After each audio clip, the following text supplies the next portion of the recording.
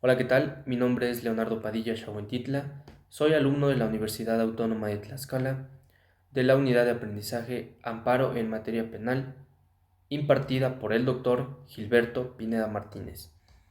El tema que vamos a abordar en este video va a ser el concepto de violación y el acto reclamado en el amparo directo en materia penal.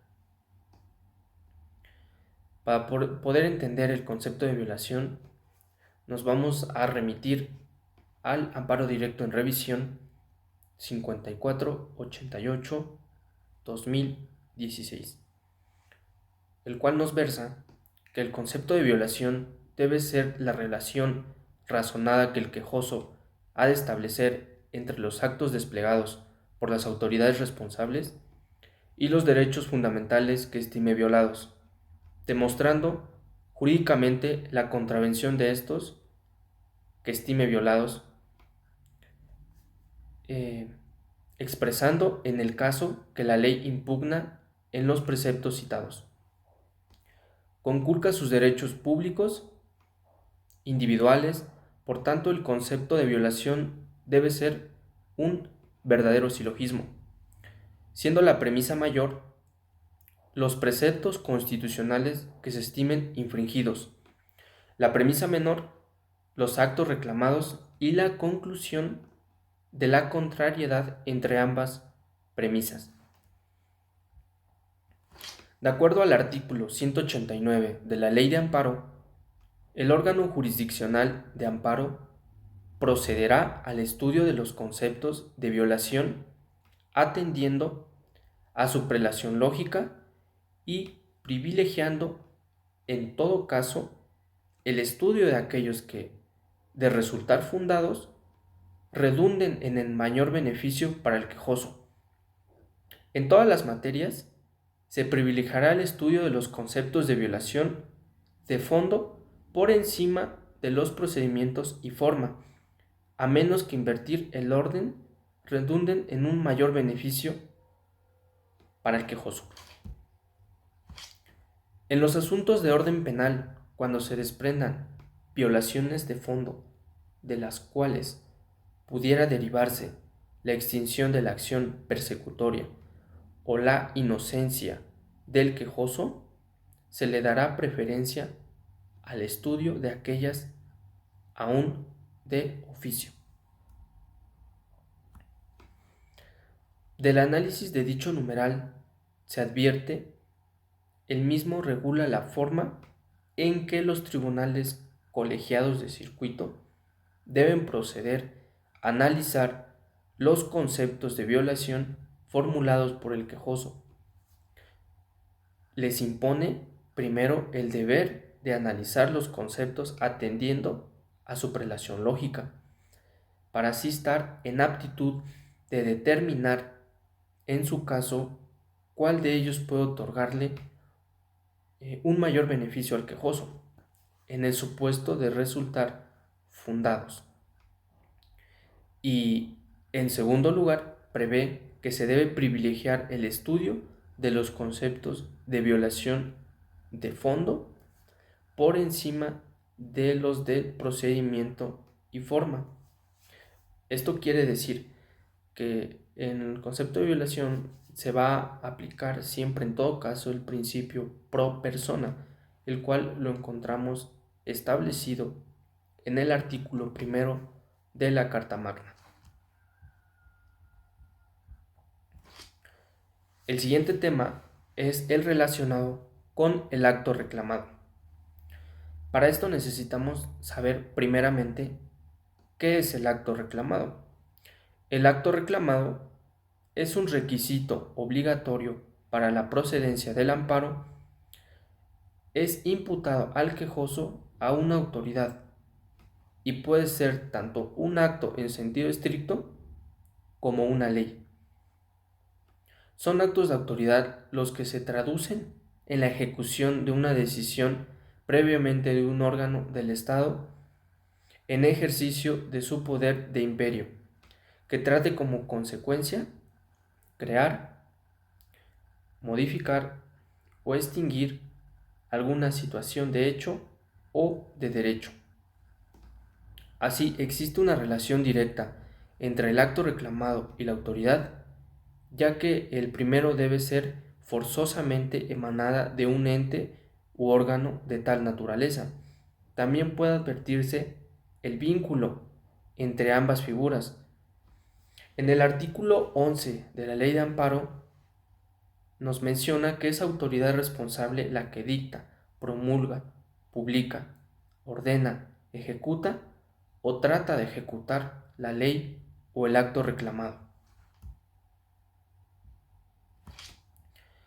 Con base en lo anterior, puede definirse el acto reclamado como la conducta de la autoridad presuntamente considerada como violatoria de garantías individuales o de la distribución de competencias entre la Federación, los estados o el Distrito Federal, hoy conocido como Ciudad de México, reclame a través del juicio de amparo, independientemente de que se adolezca o no del vicio de ser contraria a la Constitución política de los Estados Unidos mexicanos.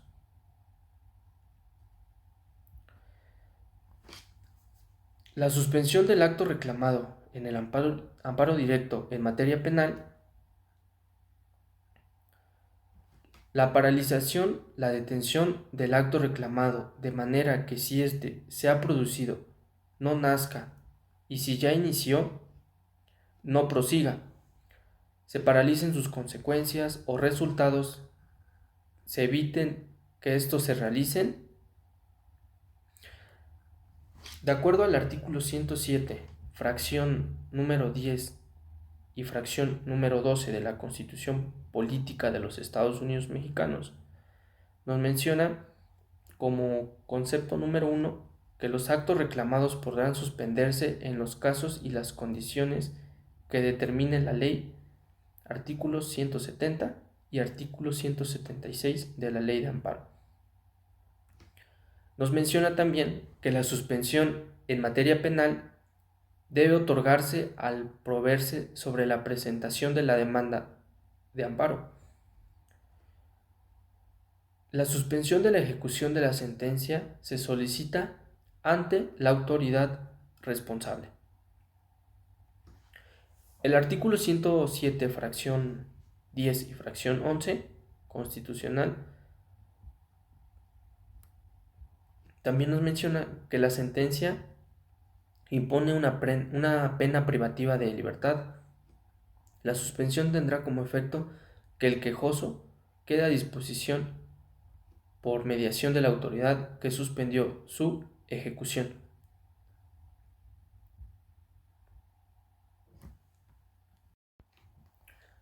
Como se ha dicho, una de las figuras más importantes que se relaciona con la tramitación del juicio de amparo directo es la suspensión del acto reclamado.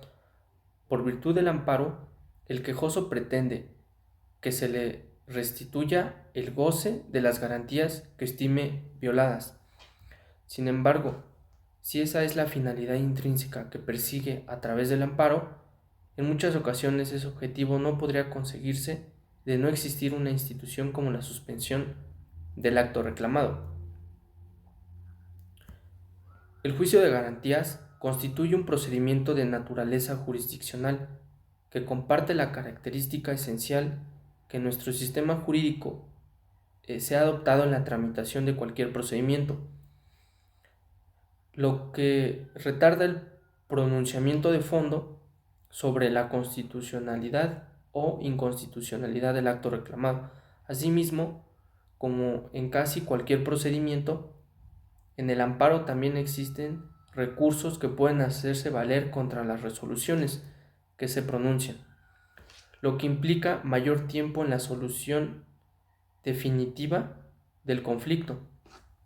Por ello, de no existir la suspensión del acto reclamado, con las características que más adelante voy a precisar en este video, en muchas ocasiones sería imposible seguir al final de un juicio con la consumación irreparable que puede ocurrir respecto del acto reclamado. La suspensión del acto reclamado en el juicio de amparo consiste en general, y esto ya lo vamos a precisar, en la paralización de los actos reclamados y sus efectos, ordenada por la autoridad que conoce del juicio para impedir la actividad que desarrolla o está por desarrollar. La autoridad responsable en lo que se pronuncia respecto a la constitucionalidad. El incidente de suspensión del acto reclamado en realidad ha contribuido en gran parte a lograr el arraigo popular y el prestigio o el de crédito del juicio de amparo. Tiene como características y notas distintivas en lo general. De esas características son las siguientes. Es una providencia cautelar o precautoria que se tramita como un incidente en el juicio de amparo.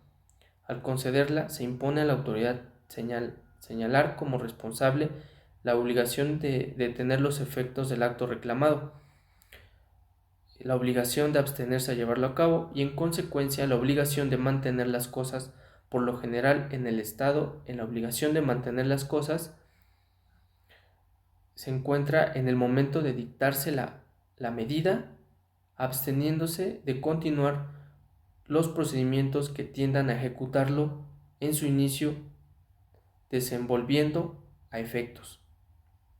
Pretende conservar la materia del juicio de amparo o bien evitar se causen al quejoso prejuicios de difícil reparación, para el caso que se conceda la protección constitucionalidad. En forma casi unánime, la doctrina ha considerado la suspensión como una medida cautelar o precautoria, por cuanto significa una apreciación preliminar de la existencia de un derecho con el objeto de anticipar provisionalmente algunos efectos de la protección definitiva, y por este motivo no solo tiene eficacia puramente conservativa, sino que también puede asumir el carácter de una providencia constitutiva o parcial y provisionalmente restitutoria. Cuando tales efectos sean necesarios para conservar la materia del litigio o para impedir prejuicios irreparables a los interesados. No se desconoce la importancia de las posiciones, en contrario.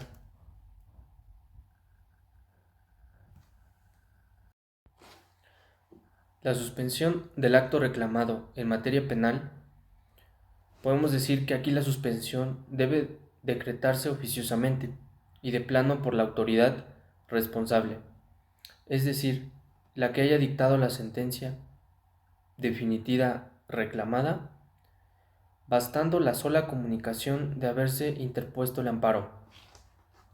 Los efectos de la suspensión contra un fallo penal consisten en paralizar, detener su ejecución, impidiendo que mientras el amparo respectivo no sea resuelto por el tribunal colegiado correspondiente o la Suprema Corte de Justicia, el quejoso compurgue las sanciones que se le hubieran impuesto, así como la intervención de la autoridad administrativa que corresponda para su cumplimiento.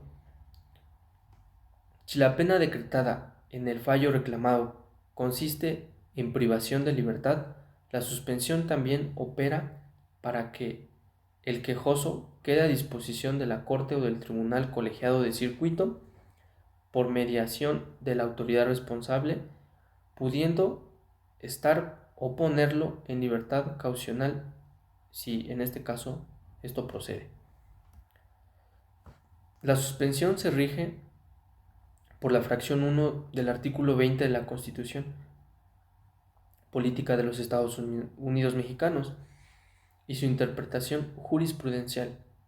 La primera sala de la Corte ha estimado que el precepto constitucional citado no debe regir el otorgamiento de la libertad caucional al quejoso dentro de la suspensión otorgada en el amparo directo penal, dado que, como el proceso respectivo culminó con la sentencia definitiva de segunda instancia, no son las normas que rigen la concesión del beneficio dentro del proceso.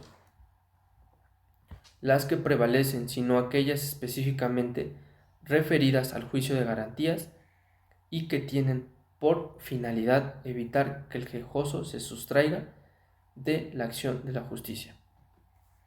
Esto sería todo en este video. Espero te haya servido de ayuda.